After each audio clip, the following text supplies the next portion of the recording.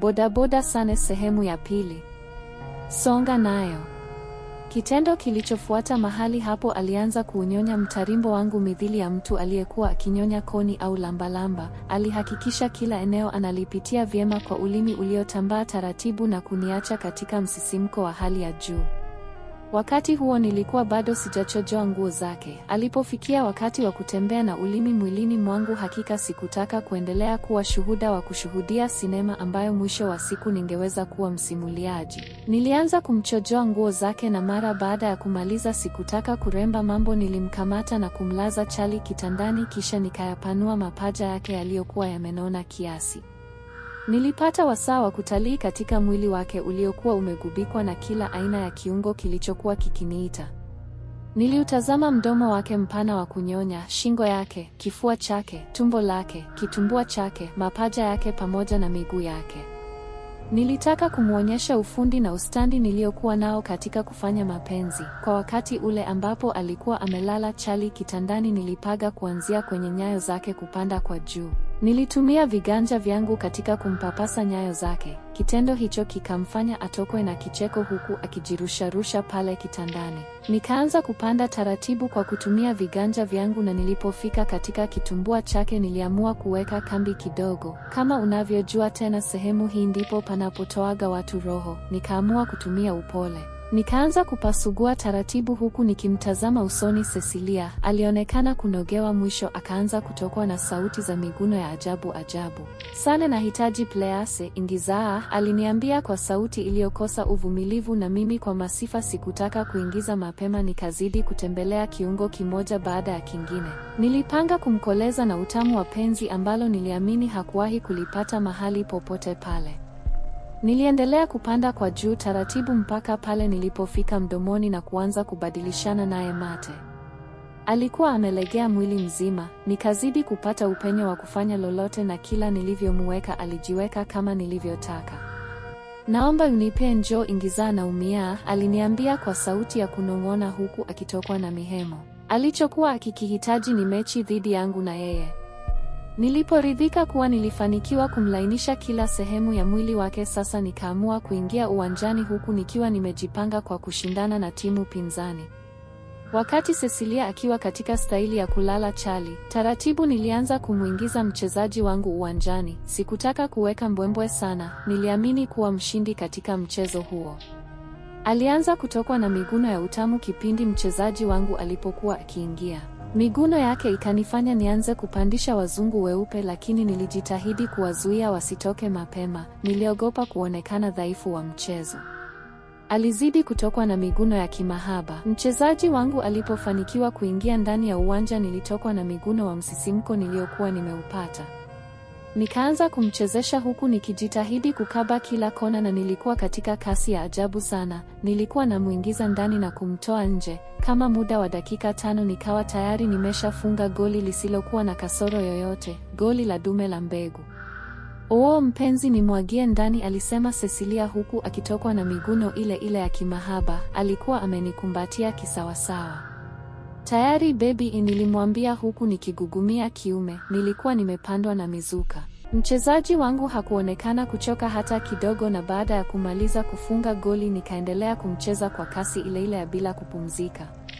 Akazidi kupagawa na aina ya uchezaji wangu wa bila jezi wala namba. Nikazidi kumtawala huku jasho likiwa linanitiririka kwa wakati huo. Haikuchukua muda, Cecilia akaanza kufunga magoli mfululizo. Akajikuta amefunga magoli mawili ya bila kuyategemea. Akanitazama kwa macho ya huba, nikamtazama, macho yetu yakakutana. Wakati huo nilikuwa juu ya kifua chake chenye matiti makubwa. Mchezaji wangu bado alikuwa ndani ya uwanja. "Vipi, niendelee?" nilimuuliza huku nikimtazama. "Hapana baby, utaniua, nimechoka," alinijibu, kisha akavuta pumzi ndefu na kuziachia kwa pupa. "Kwa hiyo nilimuuliza, tupumzike kidogo?" alinijibu, kisha nikafanya kama alivyoniambia. Tukapumzika kidogo huku nikiendelea kumtomasa sehemu mbalimbali za mwili wake. Alizidi kuonekana bado anauhitaji mchezo, na tena kwa wakati ule ambao alikuwa amenifunga magoli mawili huku mimi nikiambulia goli moja la ushindi. Yaani ndiyo kwanza alizidi kunipandisha wazimu. Nikatamani kumrukia niuendeleze mchezo, lakini niligairi kufanya hivyo. Sikutaka azidi kuniona ninadhamini sana kufanya naye mapenzi kuliko kuzijali hisia zake. Niliendelea kusubiri huku muda wetu huo wa mapumziko ukisindikizwa na stori za kuchombezana. Vipi sasa? Nilimuuliza mara baada ya kupumzika kama dakika 10. Una hamu sana na mimi? Aliniuliza. Ndiyo mpenzi, sasa unataka hamu zangu nikazipeleke wapi? Nilimuuliza, kisha nikaamka kitandani, nikaenda kukaa katika kochi dogo, nikamuita. Aliponikaribia nikampa ishara ya kunikalia huku mapaja yake akiwa ameyatanua vyema. Pale tulipokuwa tumekaa, "Oh, baby tamu sana." Alianza kutokwa na miguno nilipokuwa nampandisha juu na kumshusha taratibu kwa chini mpaka pale alipozoea. Akaanza kukinengua kiuno chake mithili ya mtu aliyekuwa akifuata mapigo ya ngoma. Tamu aliendelea kutoa miguno ya raha alizokuwa akizipata.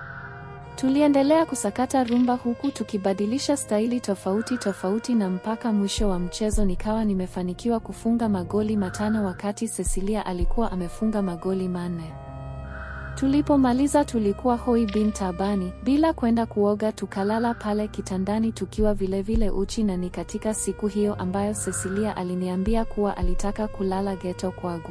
Nilimruhusu baada ya kuniambia kuwa nyumbani kwao alikuwa anaishi na dada yake, na siku hiyo alimdanganya kwa kumuaga kuwa anaenda kwenye sherehe ya kumbukizi ya kuzaliwa rafiki yake. Asante mpenzi wangu kwa kuniridhisha na kupenda sana, aliniambia Cecilia tulipokuwa tumelala kitandani. Usijali, hata mimi nakushukuru sana, umenipa mapenzi ya mwendo kasi, nilimwambia, kisha nikambusu katika kifua chake. Akatabasamu. Kitu nilichokuwa nimepanga kumfanyia Cecilia ni kuhakikisha nafanya kila niwezalo katika mapenzi ili asifikirie kuniacha kirahisi. Hata kama ingefika siku nikaamua kuachana naye, basi isingekuwa rahisi kuweza kukubaliana na maamuzi yangu. Niambie kitu mpenzi, aliniambia. Nikuambie kitu gani? Nilimuuliza.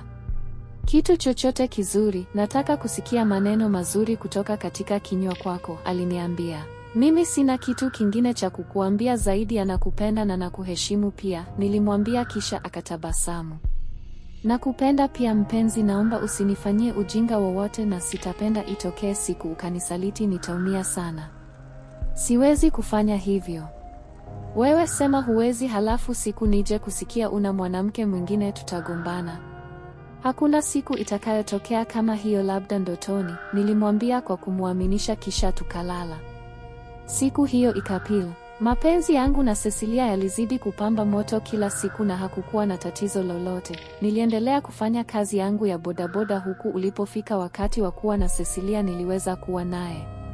Lilipofika suala la kwenda kunitambulisha nyumbani kwao maeneo ya Keko alipokuwa akiishi na dada yake ambaye ndiye alikuwa akimsomesha chuo, nilionekana kusita kidogo. Sikuwa na ndoto za kuja kumuoa Cecilia katika maisha yangu, hivyo kile alichokuwa akinieleza kilichukua sura mpya katika ufahamu wangu. Unasemaje? Nilimuuliza. Nataka nikakutambulishe kwa dada yangu, halafu tayari nimeshamueleza kila kitu kuhusu wewe, anataka akufahamu, aliniambia Cecilia, maneno ambayo yalinishangaza sana. Mbona imekuwa mapema sana? Nilimuuliza huku nikiwa nimekumbwa na bumbuazi. Nilizidi kushangazwa na maneno ya Cecilia aliyokuwa akinieleza kwa wakati ule. Alionekana kumaanisha kila kitu na hakuwa katika utani kama nilivyokuwa nikihisi. Nilitafuta mada nyingine ya kumpotezea, lakini kabla ya kukolea alinirudisha katika mada ile ile ya mwanzo. Aliniambia anataka nikajitambulishe kwa dada yake Cecilia, lakini si ungesubiri kwanza? Nilimuuliza. Nisubiri nini mekati, sisi tayari ni wapenzi, alinijibu. Hata kama, lakini suala la kwenda kujitambulisha sio la kukurupuka kama unavyodhani, nilimwambia. Tatizo kwani liko wapi? Aliniuliza. Wewe hulioni Sane au huna mpango wa kuishi na mimi ndiyo maana unakataa kwenda kujitambulisha? Niambie, au una mwanamke mwingine umempata? Aliniuliza, kisha nikakaa kimya. Sikutaka kumjibu kwa maana nilianza kupandwa na hasira. Kwa muda ambao nilikuwa nimekaa kimya akarudia kuniuliza swali hilo hilo. Nikazidi kupandwa na hasira za ajabu, hata sikujua zilitoka wapi. Nilijikuta nikifyatuka na kwenda kumpiga kofi moja upande wa shavu la kushoto, halafu nikaanza kumtolea maneno makali ya kumkaripia. Haikuchukua hata muda, machozi yakawa tayari yameshatawala mashavuni mwake. Alikuwa akilia. Tena naomba unyamaze kwani kuna ulazima wa mimi kwenda kujitambulisha kwa dada yako, nilimwambia kwa sauti ya ukali kisha nikamtukana tusi moja la nguoni. Akanyamaza kisha akayafuta machozi yake. Akaniomba msamaha kwa kosa ambalo hata halijulikani, nikamsamehe, maisha yakaendelea. Nilijikuta nikianza kumchukia Cecilia kutokana na itikadi alizokuwa akiniletea. Katika kumbukumbu zangu sikumbuki kama kuna siku niliwahi kupanga au kuwaza siku moja nitakuja kuishi na mwanamke ambaye nitamuoa na mwisho wa siku nitatengeneza naye maisha. Huo nakumbuka ulikuwa ni ugomvi mkubwa na mama yangu. Kila siku alikuwa ni mtu wa kuniambia nitafute msichana mmoja wa kumuoa, lakini maneno yake naweza kusema yaliingilia sikio la kushoto na kutokea la kulia. Nakumbuka kesi za wanawake niliokuwa natembea nao zilipozidi kuwa nyingi, mama yangu aliniambia nihame nyumbani nikapange chumba changu, na hiki ndio kilikuwa chanzo cha mimi kupanga chumba tandika Azimio, huku nikimwacha mama yangu ambaye alikuwa akiishi Mbagala Kizuiani. Alichoka na aina ya maisha ambayo nilikuwa nikiishi. Furaha yangu ilikuwa ni kuona na kuwa na msichana katika mapenzi ambaye mwisho wa siku nafanikiwa kumvua nguo yake ya ndani na kisha kufanya naye mapenzi. Hiyo ndiyo ilikuwa furaha yangu, wala hakukuwa na kingine ambacho nilikuwa nakipenda katika mapenzi. Ni kufanya tu na kuhakikisha namteka mwanamke kimapenzi ili asifikirie kuniacha katika maisha yake. Baada ya kumfanyia visa na mikasa mpaka kufikia hatua ya kumpiga, niliamini mpango wangu ulikuwa umetimia. Licha ya kuwa nilimchukia ghafla na kumkinai kwa mapenzi yake, lakini nilizidi kujiona kidume ambaye sikutumia pesa, dawa wala kitu chochote katika kumteka kimapenzi Cecilia. Ufundi wangu wa kitandani pamoja na ahadi zangu za kufikirika ndizo zilizomteka Cecilia. Akabaki akiamini kuwa mimi ndiye mwanaume wa maisha yake. Hakutaka kunipoteza na kila baya nililokuwa namfanyia aliweza kulipokea kwa mikono miwili na kwa uvumilivu, huku akiamini kuwa kuna siku nitaweza kubadilika.